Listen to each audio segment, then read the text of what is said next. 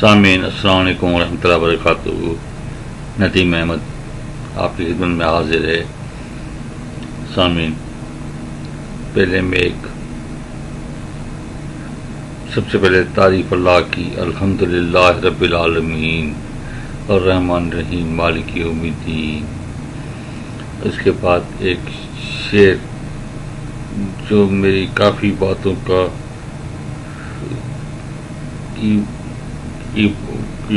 وجہ سے میں کہہ رہا ہوں. وہ شعر یہ سامعین بلکہ نغمہ ہی ہے کہ کہاں تک سنو گے، کہاں تک سناؤں، ہزاروں ہی باتیں ہیں کیا کیا بتاؤں. تو سامعین یہ حقیقت ہے، کئی باتیں میں تو خود سمجھ میں نہیں آ رہا، اتنا دماغ کہ کہاں سے میں بات اسٹارٹ کروں کو کیا بات. لیکن امید ہے انشاءاللہ کہ جو بات میں بیان کر رہا ہوں یا جو بیان آپ سن رہے ہیں، آپ اس میں سے کوئی اچھا نتیجہ ہی نکال لیں گے انشاءاللہ. کوئی بات ضائع نہیں ہوگی اللہ نے چاہا تو. سامعین، باتیں تو بہت، سب سے پہلی بات جو مجھے بیٹھے اپنے خیال آیا تھا اور میں سوچتا رہا کئی مرتبہ کہ سامعین دیکھیں، ہم مسافر ہیں. آپ اپنے بڑوں کو دیکھیں، سب مسافر تھے، سب چلے گئے. آج ہم بھی مسافر ہیں، ہمیں بھی جانا ہے. سامعین، اس کو ہم کیسے بھول سکتے ہیں. تو یہ دنیا میری سمجھ میں آئی کہ یہ ایک پلیٹ فارم ہے.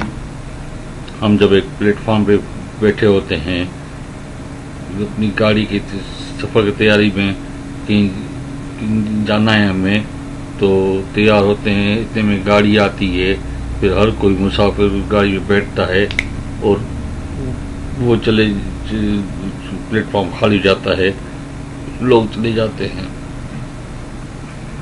یا ایک ایئرپورٹ کے لاؤنج پہ آپ بیٹھے ہوتے انتظار میں، یہاں پہ اعلان ہوا کہ جی آپ کی سواری تیار ہے، آپ کی بورڈنگ ہوئی، آپ اندر گئے، اپنی سواری میں بیٹھے اور چلے گئے.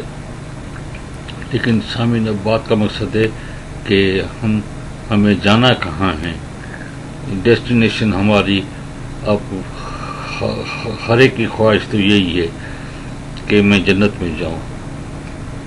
لیکن بات کا مقصد ہے سامعین کہ جیسے اس دنیا کے قانون آپ دیکھیں گے، یہی قانون ہمیں آگے ملیں گے. وہاں پر بھی ہماری اسی طرح سے بورڈنگ ہونی ہے، اسی طرح سے کسٹم ہونی ہے، اسی طرح سے ہماری امیگریشن ہونی ہے.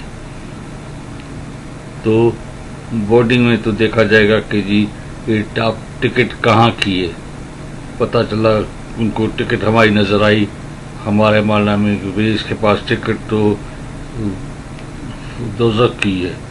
میں کہوں نہیں، مجھے تو جنت جانا ہے. وہ کہیں گے پاگل ہو گئے ہو کیا، ٹکٹ تمہارے پاس انڈیا کی ہے اور تم کہو کہ نہیں میں بنگلہ دیش جاؤں گا. یا ٹکٹ لاہور کی ہے اور کہو کہ نہیں مجھے تو کراچی جانا ہے. تو آپ کیسے جا سکتے ہیں جب آپ کے پاس وہ ٹکٹ ہی نہیں ہے. تو اب ہمارے جنت کے ٹکٹ کے لیے تو سامنے ہمیں پوری کوشش کرنی ہے نا کہ وہ صحیح ٹکٹ لیں ہم. تو اس کی بکنگ ہمارے ہاتھ میں ہے کہ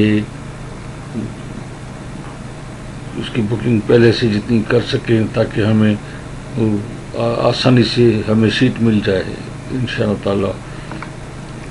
سامعین، خوش نصیب تو ہم ہیں کہ ہم پیارے اللہ کے پیارے حبیب کی امتی ہیں.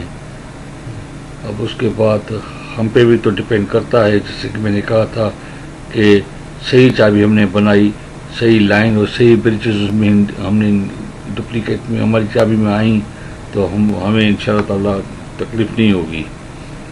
اب سامعین، اس باتوں میں بھی کئی باتیں یاد آ رہی تھیں کہ سب ہم سامعین، یہ جب پتہ ہے ہم کہ ہم کتنے بیوقوف ہیں سامعین، کہ ہمیں پتہ ہے کہ ہم مسافر ہیں، ہمیں جانا ہے، ہمارے بڑے چلے گئے، ان کئی اپنی پراپرٹیاں زمینیں جن پہ یہ گھومتے پھرتے تھے ہمارے سامنے چھوڑ کے چلے گئے سب کچھ، اور جانا ہمیں کہاں ہے؟ ہماری منزل وہی 2 گز زمین ہمیں ملنی ہے، وہ ہمارا گھر ہے۔ اس گھر کے لیے ہم کوئی تیاری نہیں کرتے، دن رات اس کوشش میں ہوتے ہیں کہ یہاں پر اپنے ڈرائنگ روم کو بنائیں، اپنے ڈائننگ کو بنائیں، اپنے لاؤنج کو بنائیں، اپنے بیڈ روم کو بنائیں۔ اس قبر کو کے لیے کبھی نہیں سوچا ہم نے کہ ہم اس کی تیاری کریں، اس کو وہ اتنی خوبصورت ہونی چاہیے ہماری، جو اس کی ہمیں وہاں پہ تکلیف نہ ہو۔ ہم یہاں پہ جو چیز ہمیں چھوڑ کے جانی ہے ہم اسی کی بھاگ دوڑ میں لگے ہوتے ہیں۔ اب ہم بڑا بیوقوف کون ہوگا سامعین جو اسی کوشش میں ہوتا ہے؟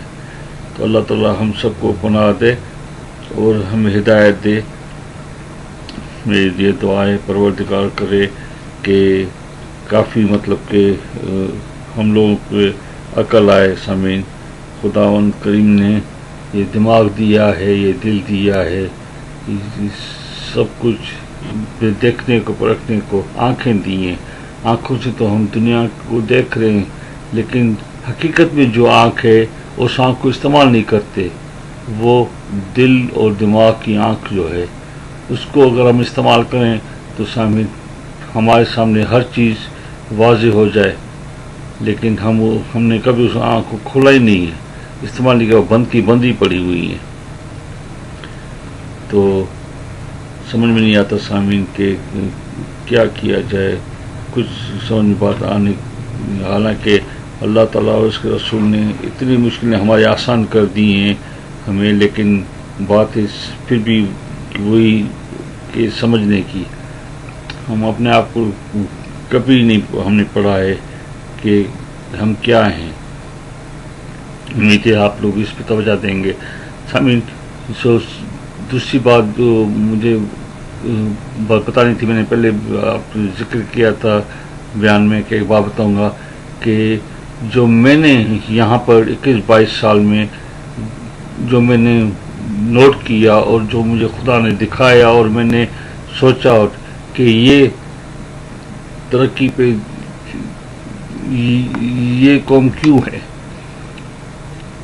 اس کی وجہ کیا ہے، تو سامنے اس کی وجہ ہے میں نے سوچا کہ میں آپ لوگوں کو بتاؤں۔ انشاءاللہ اگر آپ نے اس پہ غور کیا اور عمل کیا تو ان سے کیا مطلب کہ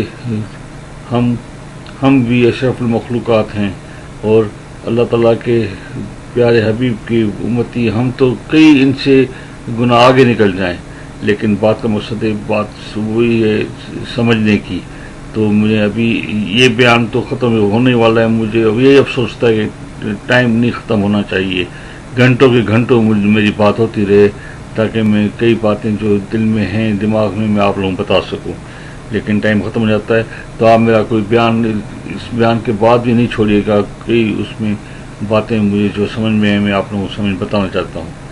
سب سے پہلی بات سمجھ میں یہ کہتا ہوں کہ دیکھیں کہ ہمیں یہاں کے گھر جو چھوڑ کے جانے ہیں، ہمیں گھر بنانا ہے تو جنت میں ہم اپنا گھر بنائیں۔ خوش نصیب ہیں وہ شخص جو بنا رہے ہیں۔ میں کہتا ہوں کہ عبدالستار ایدھی کا میں سوچتا ہوں تو مبارک کے لائق ہے جس کو دنیا نے نوبل انعام دیا ہے۔ کیوں کہ وہ دنیا جانتی ہے کہ اس بندے نے صحیح پہچانا ہے آخرت کو، اور وہ بندہ جو خدمت کر رہا ہے، بلکہ اس کے جو میں کہتا ہوں نوکر بھی ہیں، وہ بھی اپنے جو کاموں میں لگے ہوئے، چاہے اپنی نوکری میں لگے ہوئے ہیں، لیکن انہوں نے بھی اپنی جنت بنا لی ہے۔ تو عبدالستار ایدھی نے تو اپنا گھر نہیں، اپنا گھر تو کیا اس نے تو محل بنا لیا ہوگا جنت میں، اور انشاءاللہ بلکہ اپنے جو اس کے کو ورکرز، اس کے جو ہیلپ کرنے والے ہیں، جو اس کی مدد کر رہے ہیں، ان کا تو پورا ایک گاؤں بن چکا ہوگا۔ تو کاش اتنے عظیم ہم میں سے ہر شخص ہو جائے جس کے دل میں یہ درد ہو انسانیت کا یہ سب سے بڑی بات ہے سامعین. تو میں اس سے اگلے پروگرام ختم ہو رہا ہے میرا، تو میں آپ کو تفصیل کئی باتیں بتانا چاہتا ہوں. مجھے دعا میں شامل کیجیے گا. پاک پروردگار آپ لوگوں کو خوشیاں نصیب کرے. السلام علیکم ورحمۃ اللہ وبرکاتہ.